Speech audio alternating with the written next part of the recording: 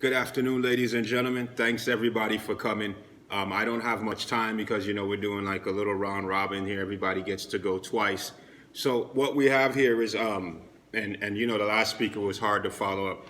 Hey Jim, how you doing, man? Glad you could make it. And congratulations on that EPA thing with the plastic. So what we got here is we're talking about trade war and the significance of trade war, because with the trade war, everybody wants to see recession. Recession comes into play.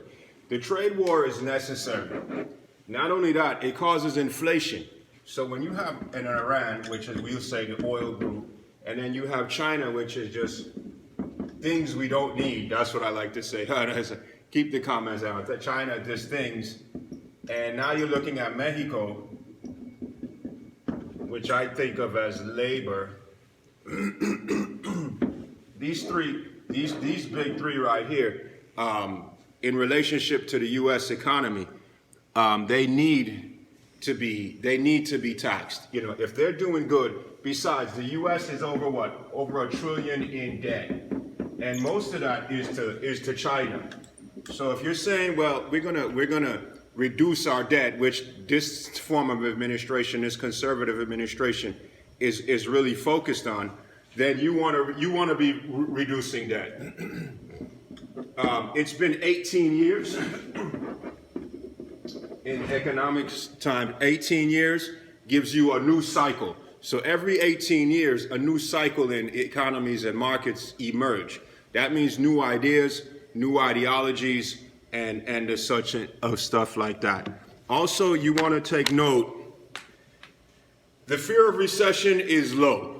Because from 2008, which was really bad, because then you had housing, you had employment, which was staggering. You were doing, really it was just crime. This was just straight criminal behavior in the housing market. But then with the unemployment, a lot of people weren't working. So what we ended up doing, we saw the US first lead off with stimulus. They restructured their economics. Japan followed, and as did the Eurozone, but they did austerity. So this could be a form of austerity against trade partners. Now, what would happen there is, from my research, and many beg to differ, trust me, from my research, I say this has to be done because the inflation is going to go up. So you're going to get inflation, which is going to affect households. And by the way, the U.S. is still the #1 place to invest and the largest economy. If you have this goes up, and you don't, because you're going to eventually, in trade prices go up, asset prices go up. So eventually, what's going to happen is the goods in China, the prices are going to go up. Labor is going to go up. The emerging markets are coming together in a way where, they're going to start not doing child labor. They're going to start doing more investments with the people in their country. They're going to start taking better care of their people. You already see that again.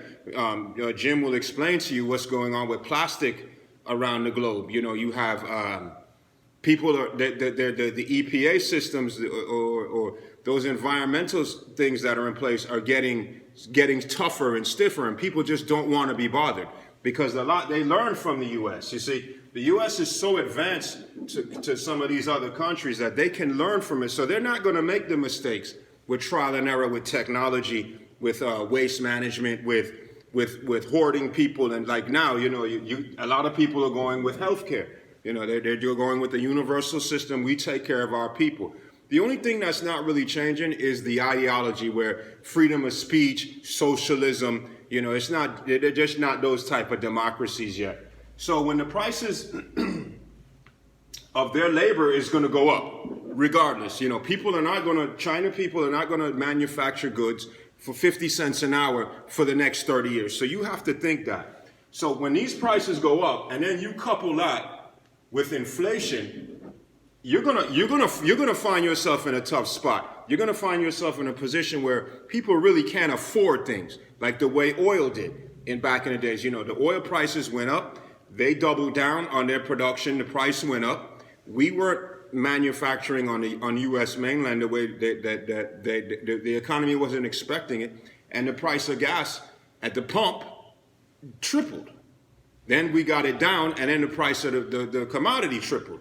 So you have to really think about that. So when the inflation goes up, plus the cost of manufacturing the goods overseas, this is your competition. So if you see people making money and inflation comes in, so you say, okay, I add a couple more dollars to the bill. They don't have a problem paying it. But now you're going to be stressed when their prices go up, and then you have your price go up, because you have the people at the stores, the markets, they're going to send their prices up. So what happens, it's not really a trade war. It's just like we said in the commentary 2 days ago. This has to be done. The time is changing. It's not like, well, we're forcing an issue. This has to be done. If you don't do it now and you just punt it down the road and say, well, we don't need to do it now, things are fine in the economies, in the emerging market system, which, by the way, is all new. Everything is new. This is uncharted waters. So these strategies, you're going to see new economic strategies. You're going to see new political functions. You're going to see new political action groups. You're going to see a lot of different things going on. So a good bellwether is athletics. 10 years ago, an athlete would make maybe $2 million. Today, the average athlete makes $6 to $10 to $20 million just starting out. So that's a sign there of, you're paying more people. And in the U.S., I don't know how people look at, congratulations to Tottenham. No, Liverpool for winning their league this year. That I saw the celebration. It's like the Super Bowl. So that must be pretty big over there. So they're probably building new stadiums, new training facilities. They have new recruiting structures, and they pay people more money. Well, that's happening all across the spectrum in employment and contracting. So don't look at this trade thing that's going down like this is a trade war. It's imminent. It has to be done. It has to put in place. It's just how each economy handles it. Again, all you know me, this is Lord Ibo Risi Hards, and this is a Wide World of Trade report special presentation just for you guys. I've already used up my time, and you can go back and catch this on IZ Corp Exchange Television. Also, you can buy the Wide World of Trade publication. We have it in JUMAG, and we also have it on Paperline newspapers. The JUMAG will be $400 a month, and we haven't priced the people. We're still just giving the newspaper publication for free. Again, Lord Ibo Risi Hards. You're watching Wide World of Trade Report, and this is IZ Corp Exchange Television. Thank you all for your time. Again, I can't wait to get back up here, and you all have a great day.